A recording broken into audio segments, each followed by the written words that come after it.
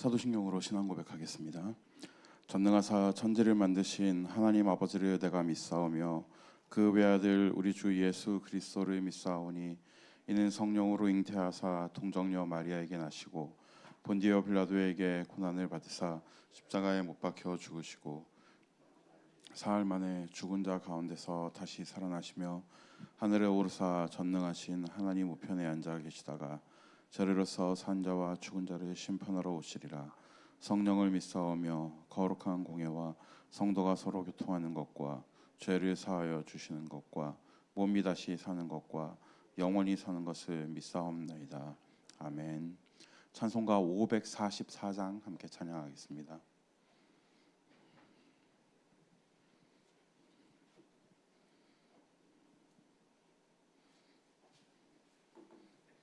찬송가 544장입니다.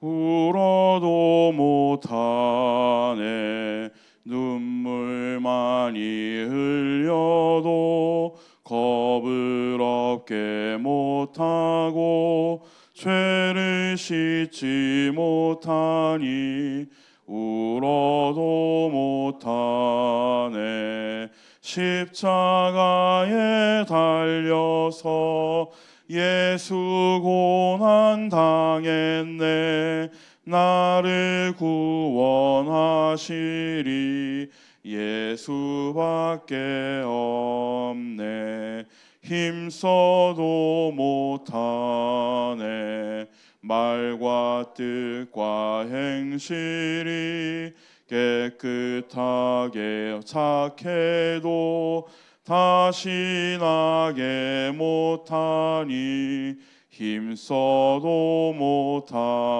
못하네 십자가에 달려서 예수 고난 당했네 나를 구원하시리 예수밖에 없네 참아도 못하네 할 수 없는 죄인이 흉한 죄에 빠져서 어찌하니 죽을까 참아도 못하네 십자가에 달려서 예수 고난 당했네 나를 구원하시리 예수밖에 없네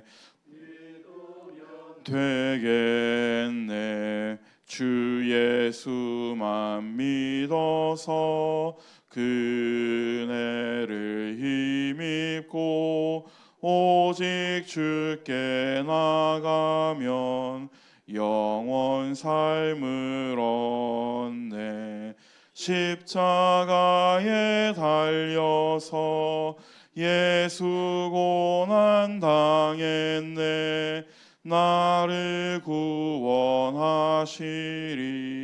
예수밖에 없네.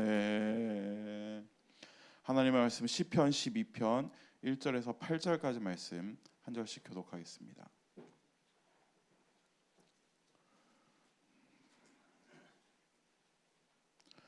구약성경 810페이지 시편 12편 말씀입니다.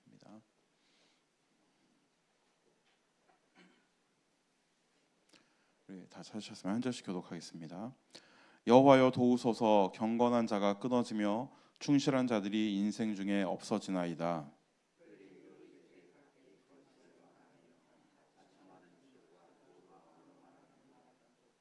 여호와께서 모든 아첨하는 입술과 자랑하는 혀를 끊으시리니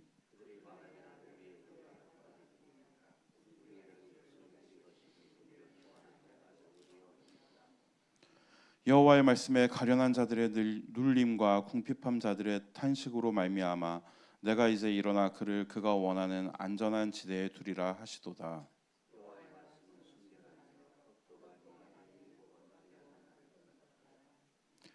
여호와여 그들을 지키사 이 세대로부터 영원까지 보존하시리이다.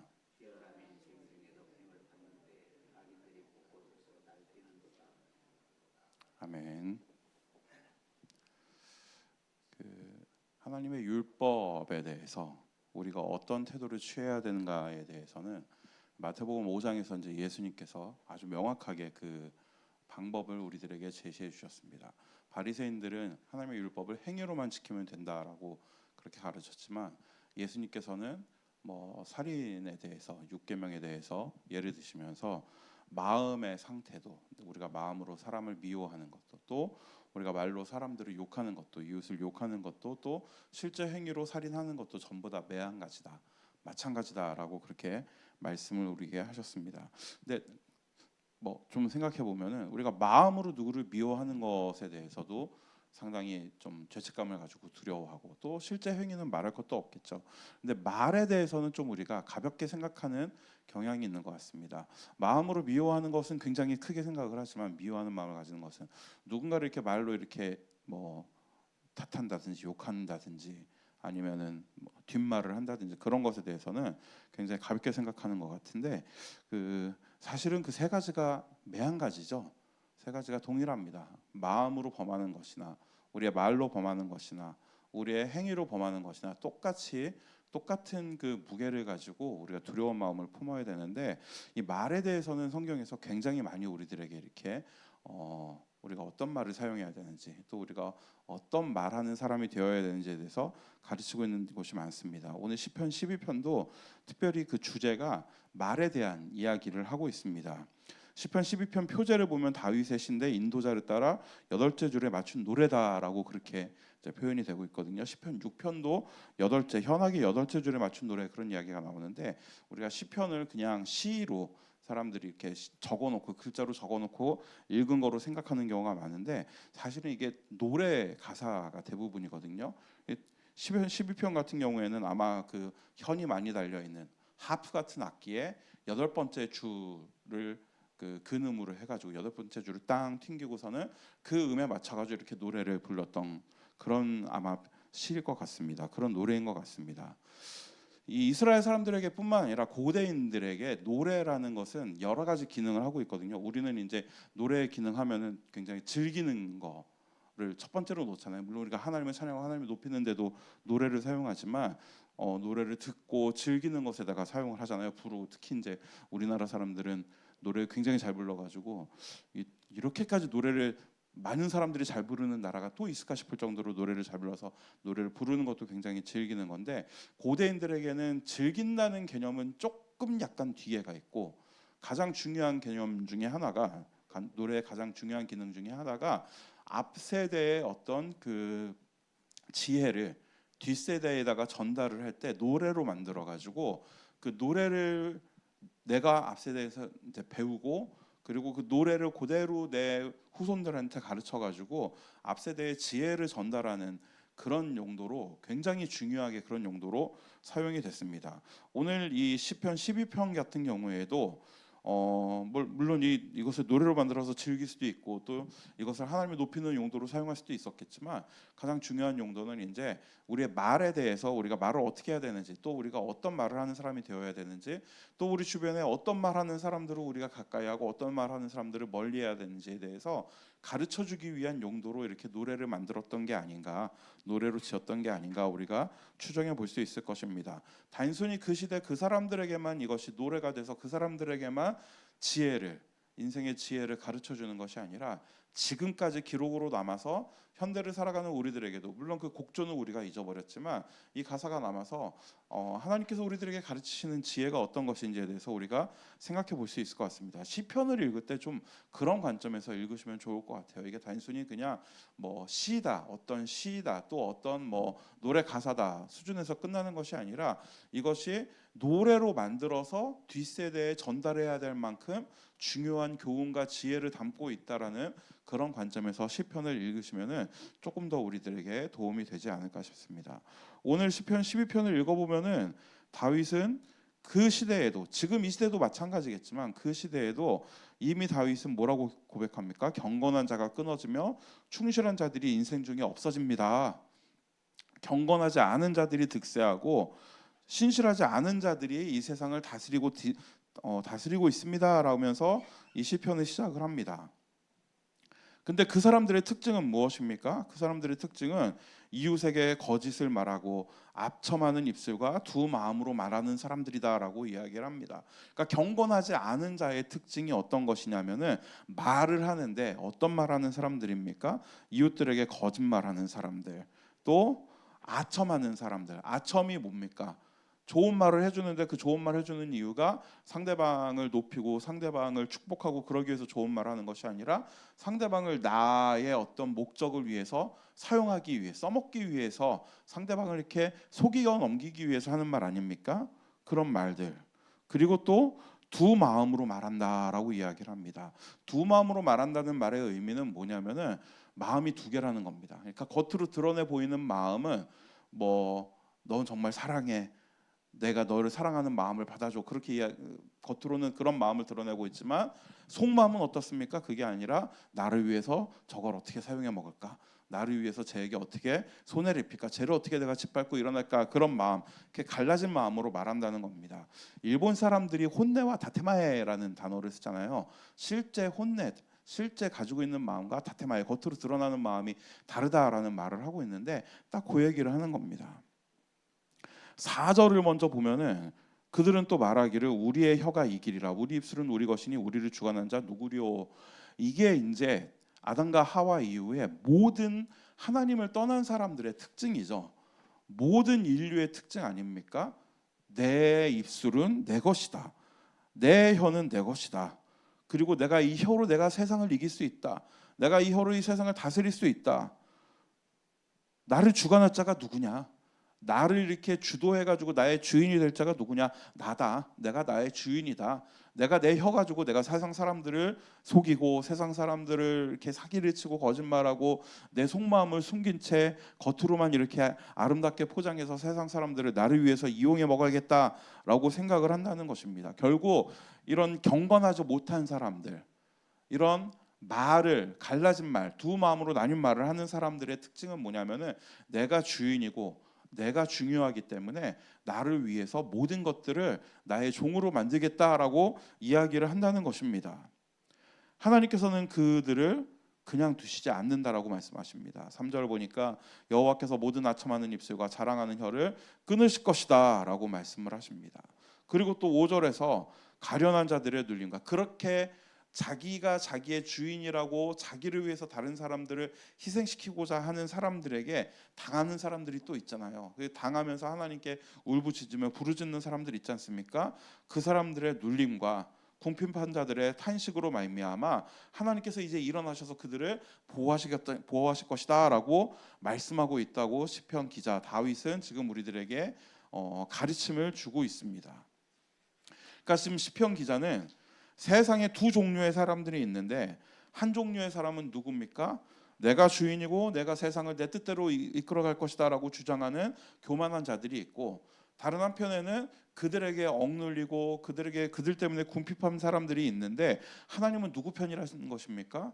하나님은 억눌리고 궁핍한 사람들의 편이고, 그 사람들이 경건하지 못한 사람들에 대비해서 이 사람들이 경건하다라고 이야기는 할 수 없지만, 그럼에도 불구하고 하나님은 가난한 사람들, 궁핍한 자들의 편에 서가지고 하나님께서 그들을 보호하시겠다라고 약속하신다, 선언하신다라고 지금 다윗은 이야기하고 있습니다. 그런데 그런 하나님의 말씀은 어떻습니까? 6절에 보니까 여호와의 말씀은 순결하다, 흙 도가니에 7번 단련한 은 같도다라고 이야기를 합니다. 앞에서 나를 위해서 다른 사람들을 속여 넘기겠다 하는 사람들의 말은 어떻습니까? 순결하지 않죠. 그들의 말은 꾸밈이죠. 그들의 말은 본심을, 자기들의 속 마음을 감추기 위해서 꾸며져 있고, 다른 사람들을 현혹하고 다른 사람들을 속이기 위해서 과장돼 있고 거짓말하고, 그렇게 순결하지 않은데, 하나님께서 내가 가난한 사람들, 궁핍한 사람들, 억눌린 사람들을 내가 보호하겠다라고 말씀하셨을 때 그 말씀은 어떻다는 것입니까? 그 말씀은 순결하다는 것입니다. 어느 정도로 순결하다는 겁니까? 지금 여기 보니까 흙 도가니에 7번 단련한 은 같도다라고 이야기를 하고 있는데, 아마 그 옛날에는, 지금은 어떻게 하는지 모르겠는데 이 옛날에는 은 같은 거 순도를 높이기 위해서 여러 번 녹였다, 불순물을 태워버리고 굳히고 또 녹이고 굳히고 하는 거를 이렇게 반복을 했다고 합니다. 7번씩이나 단련한, 그러니까 여러 번 단련해서 불순물을 더 이상 남겨놓지 않은, 불순물을 다 태워놓은 상태에 더 이상 불순물은 남아있지 않고 순수하게 음만 남아있는 상태의 수능과 같은 말씀이다. 하나님의 말씀은 그렇게 이야기를 합니다. 불순물이 없다는 것입니다. 다른 뜻이 없다는 것입니다. 하나님의 말씀에는 하나님의 말씀을 우리가 해석하고 우리가 이해하기 위해 노력해야 되지만 하나님은 하나님께서 하시는 일을 숨기기 위해서 말로 과장되게 꾸미거나 거짓말하지 않으신다는 것입니다. 말씀하신 그대로 이루신다는 것입니다. 우리가 하나님의 성품에 대해서 종종 이야기를 하는데 하나님의 성품 중에 가장 중요한 성품이 무엇입니까? 하나님의 성품 중에 가장 중요한 성품은 뭐 하나님께서 전능하시고 전지하시고 모든 여러 가지 성품들이 있지만 그 중에서 가장 중요한 것은 하나님의 진실하심이십니다. 하나님의 변하지 않으심이십니다. 하신 말씀을 반드시 지키시는 하나님의 그 성품, 그러니까 전지와 전능이나 그 모든 것들도 전부 다 그 변하지 않는다는 성품을 뒷받침해주는 그런 성품들이라고 그렇게까지 이야기할 수도 있거든요. 하나님께서 한번 말씀하시면은 그 말씀을 그대로 지키신다는 것입니다. 내가 억눌린 자들을 보호하겠다, 내가 가난한 자들을 보호하겠다라고 말씀하셨을 때 그 말에는 뒤에 다른 의미가 있는 것이 아니라 진짜로 억눌린 자들을 사랑하시고 그 진짜로 궁핍한 자들을 보호하시는 하나님의 성품이 드러나는 것이고 진짜로 그들을 위해서 일하시는 하나님의 그 전능하심이 그 말씀 안에서 드러난다는 것입니다. 하나님께서는 그렇게 우리들을 보호하시고 그렇게 우리들을 사랑하십니다. 그 하나님께서 어떻게 하십니까? 7절에 여호와여 그들을 지키사 이세로부터 영원까지 보존하시리이다 라고 말씀하고 있습니다. 여러분 다윗 시대에 생각해 보십시오. 다윗 시대에 이렇게 다른 말하는 사람들, 비열한 말을 하고 남을 속이고 남을 써먹으려고 했던 사람들의 말은 그다지 많이 남아있지 않습니다. 뭐 완전히 없어진 건 아니겠지만 당시에 무슨 뭐 조약이라든지 그런 기록들이 조금 일부 파편적으로 남아있긴 하지만 그런 말씀은 많이 남아있지 않습니다. 그러나 하나님께서 그런 자들에게 지금 당하고 있는 가난하고 궁핍한 자들을 내가 지키겠다라고 말씀하신 이 약속은 지금까지도 남아서 수천 년이 지난 지금까지도 우리들에게 읽히고 있고 또 우리들도 다음 세대에게 전달해야 되는 그런 말씀으로 우리에게 주어졌다는 사실을 우리가 기억해야 합니다. 하나님은 가난한 사람들을, 궁핍한 사람들을 지키시는데 그들을 영혼까지 보존하실 것이다. 그 말씀도 영혼까지 남아있고 그리고 지금 하나님을 믿는 우리들에게도 그것이 우리들에게 가르침으로 교훈으로 남아서 우리 또한 하나님의 그 보호하심을 기대할 수 있고 또 우리 스스로가 하나님의 그 보호하시는 손이 되어서 다른 사람들을 보호하시는데 하나님께서 보호하시는데 우리가 하나님의 손발이 되어서 일해야 된다는 그 사실이 우리들에게 남아있다는 것입니다. 비열함이 인생 중에 높임을 받는 때에 악인들이 곳곳에서 날뛰는도다. 그렇다고 해서 세상이 달라집니까? 그렇진 않다는 것입니다. 다윗은 거기에 대해서 명확하게 인식하고 있었습니다. 하나님께서 가난한 사람들을 영원까지 보호하실 것이지만 그렇다고 해서 비열한 자들, 말을 속이는 자들, 다른 마음을 품고 다른 이야기를 하는 자들이 없어질 것이냐? 그렇지 않다는 것입니다. 아마 주님 다시 오시는 날까지 그런 사람들은 여전히 판을 치고 여전히 이 세상에서 권력을 잡고 여전히 이 세상을 주도하는 것처럼 우리 눈에는 보일 것입니다. 그러나 그럼에도 불구하고 우리는 여전히 무엇을 의지해야 됩니까? 그런 사람들의 권력과 아첨하는 말에 속아 넘어가고 그런 사람들이 이야기하는 거짓말에 우리가 귀를 기울일 것이 아니라 7번 단련하여 순금보다도 더 순결한 하나님의 말씀에 우리가 귀를 기울여야 합니다. 이 말씀을 하나님께서 우리들에게 주시는 이 정직하고 이 순결한 이 말씀을 우리의 것으로 받아들일 뿐만 아니라 우리도 이 말씀에 함께 동참해서 다음 세대에 가르칠 뿐만 아니라 우리가 또 이 일에 하나님께서 보호하시는 일에 우리가 동참해야 됩니다. 다윗 시대도 그랬고 지금도 마찬가지입니다.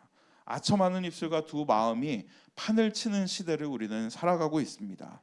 비열한 것이 순결하지 않고 비열한 것이 오히려 처세술처럼 지혜처럼 포장된 그런 혼탁한 세상을 우리가 살아가고 있습니다. 우리 그리스도인들은 어떤 삶을 살아야 합니까? 본문에서 이야기하는 것처럼 내 입술은 나의 것이라고 하면서 내가 내 마음대로 할 것이다, 내가 나를 위하여 내 속에는 옳은 대로 내가 말하고 행할 것이다 하는 길을 우리는 벗어나서 단호히 끊어내고 하나님처럼, 하나님께서 우리들에게 말씀하신 것처럼 우리도 거짓이 아니라 순결한 말을 하면서 하나님의 말씀을 또 우리 마음 가운데 채워가며 살아야 합니다.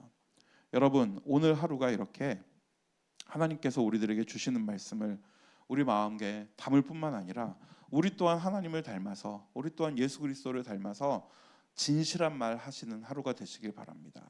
나를 위해서 거짓으로 속이고 나를 위해서 다른 사람들을 이용하기 위해서 두 마음을 품고 살아가는 것이 아니라 하나님의 사람답게 동일한 마음을 가지고 거짓말이 아니라 진실로 세상을 살아가시는 이 하루가 되시기를, 또 우리의 인생이 되시기를 주님의 이름으로 축원합니다. 기도하겠습니다. 하나님, 우리의 말과 우리가 다른 사람들에 대한 태도가 어떤지 다시 한번 살펴보기를 원합니다. 혹시 세상 사람들이 하는 것처럼 우리가 거짓을 말하고 두 마음을 품고 아첨하는 말을 하면서 살아가고 있지는 않습니까? 아니면 하나님께서 우리에게 주신 말씀처럼 7번 단련하여 정결한 수는 같은 말을 하며 살아가고 있지는 않습니까? 우리가 늘 우리 말을 조심하게 하시고 하나님의 성품을 닮아서 우리도 진실하며 거룩하며 깨끗한 말, 앞과 뒤가 다르지 않은 말을 사용하며 또 하나님께서 하시는 것처럼 우리도 그런 사람들에게 당하고 있는 궁핍하고 가련한 자들을 하나님의 손과 발이 되어 도울 수 있는 우리 인생이 되게 주님께서 은혜를 허락하여 주시옵소서. 오늘 하루 진실을 말하게 하시고 오늘 하루 순결하게 그리스도의 뒤를 따르는 그리스도인의 삶을 살아가게 주님 저희들에게 은혜를 허락하여 주시옵소서. 예수님의 이름으로 기도드립니다. 아멘. 하늘에 계신 우리 아버지여, 이름이 거룩히 여김을 받으시오며 나라의 임하옵시며 뜻이 하늘에서 이루어진 것 같이 땅에서도 이루어지이다.